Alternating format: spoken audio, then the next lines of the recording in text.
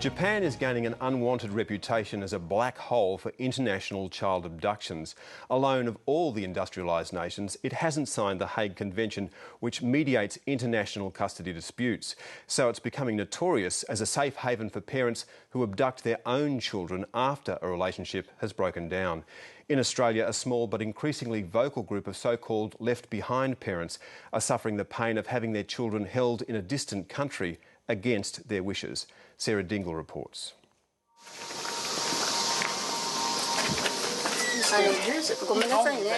After a separation, some parents will go to enormous lengths to secure access to their child. Hello? Yeah, I contacted you, Hiroko, and you haven't replied to me. Matthew Wyman has come to Japan. I'm not threatening you. You just need to start. You need to start taking this seriously, Hiroko. But the visit has turned ugly. She hung up. She hung up. There are no winners in domestic disputes, but in Matthew Wyman's case, his desperation runs deep. We'll wait, Jake, right? We'll wait outside, OK? He says his two sons were abducted. Around Christmas 2008, my wife informed me that she wanted to take the kids back to Japan for a holiday. And I was a little bit surprised because, I was thinking, we don't have that much money to go to Japan. After a few weeks, I got a phone call from her just literally telling me that I'm not coming back. Matthew Wyman realised not only was the marriage over, but his role as a father was in jeopardy. He's returned to Japan with his own parents to try to spend time with his children.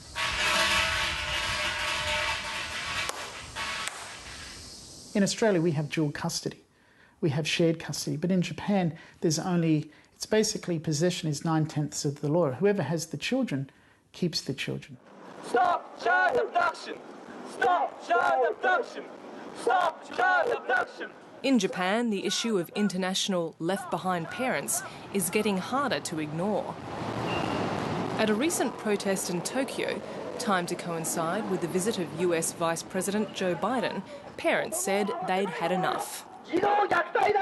Just got to bring back our children. We have rights to see our children. Parents have rights to see their children. Children's rights! Hague Convention! No loophole! There is a feeling that Japan is a superior place culturally and in terms of its social mores, and that it's the ideal place for Japanese children, or children perceived to be Japanese, to live and be brought up. Family lawyer Ian Kennedy has advised on a number of cases of abduction to Japan. Unlike more than 80 nations, Japan still has not signed the Hague Convention on International Child Abduction. The principles that apply in most parts of the developed world in particular don't apply to Japan, and there's not the automatic ability for the Japanese courts to send the children back to their country of habitual residence under the convention. Japan's failure to sign doesn't just hang over the heads of parents whose children are already gone. This Sydney father of two, who we can't identify, is trying to stop his Japanese ex-wife taking the children to Japan on holiday. And then you do yours. The main fear is obviously, my kids returning to Japan, to the black hole of Tokyo, and not getting to see them, having no legal rights to see them. Their names will probably be changed, they'll probably move address, and I won't know where they are. And it'll be basically like I'm a dead parent. After separation, he realised his true predicament, where any short Japanese holiday could become forever. The first step was to hide their passports, and I hid the passports and then found out that she had the Japanese passports. So then I put them on the airport watch list.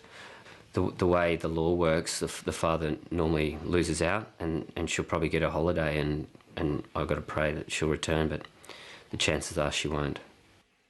He's now filming a documentary about a group of Australian left-behind parents with children in Japan to publicise their plight. Mediation means compromise. You coming 50% and me coming 50%. So far I've come 99% and you've only given, 1%. I do think it's very important for the Australian public to be aware that Australian kids are being abducted to Japan. Matthew Wyman did manage to spend time with his children during this visit.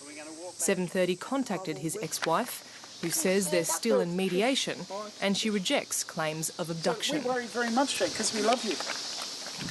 A spokesman for the Japanese consulate in Brisbane told 7:30 Japan is aware of Matthew Wyman's case and has advised him to seek assistance from the Australian Embassy in Tokyo. In May, after years of international pressure, Japan said it would prepare to sign the Hague Convention. But since then, there's been no action. It would probably take about 18 months, I suppose, from signature to an inquiry by the Treaties Committee to the development of legislation.